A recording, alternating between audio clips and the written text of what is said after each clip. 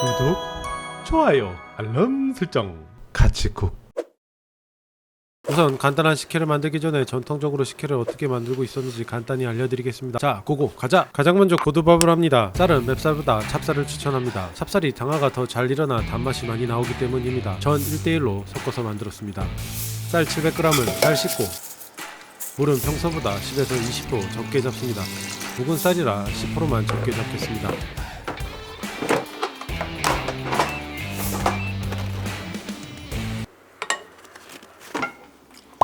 잘 됐어. 밥이 되면 바로 펼쳐서 빠르게 식혀줍니다. 고들밥을 하고 또한 빠르게 식히는 이유는 밥알을 잘 떨어지게 하고 수분을 줄여 빠르고 정확하게 당화가 일어나게 하기 위해서입니다.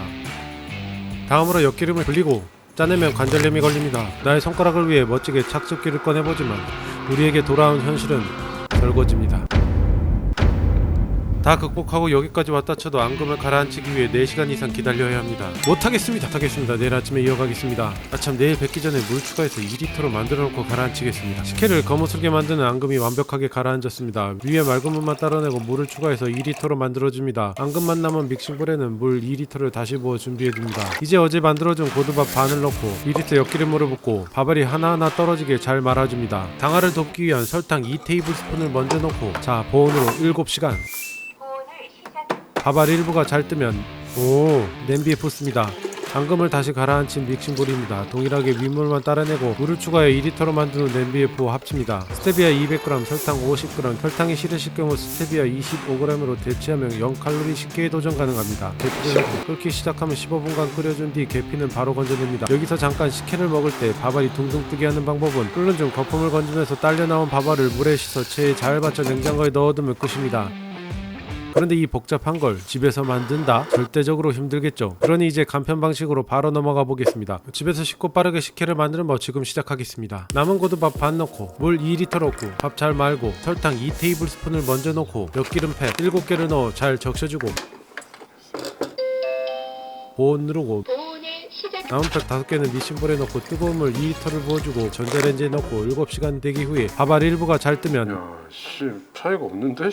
냄비에 붓습니다. 전자레인지 속 믹싱볼 2리터도 냄비에 합치고 나머지는 똑같이 끝났습니다. 엄청난 차이를 느끼시나요? 엿기름을 우려내는 가장 큰 고통을 통째로 날려버렸습니다. 밥 말아서 7시간 기다리고 15분 끓인 게 전부. 자, 드디어 내일 차갑게 된 두 식혜의 맛을 비교해보겠습니다. 식혜 고명의 정석 대추말이는 대추를 최대한 얇게 돌려 깎아 씨를 제거합니다. 그래야 최대한 많이 말 수 있어 단면이 예쁘게 나옵니다. 그리고 말았을 때 잘 붙어 모양을 유지하기 위해 칼로 눌러줍니다. 이제 똘똘 말아 예쁘게 잘 자르면 끝! 밥알을 띄우고 대추말이 넣고 잔 넣고 맛은 어떻게 차이가 날지 정말 궁금합니다. 맛있는데? 이번엔 전통 식혜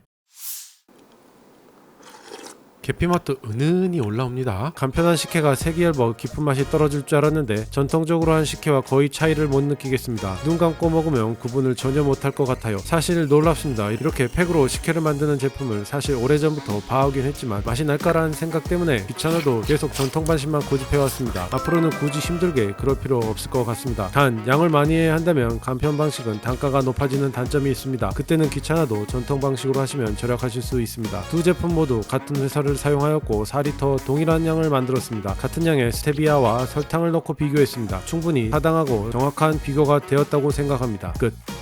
인사를 빼먹었습니다. 사랑합니다. 감사합니다. 바이.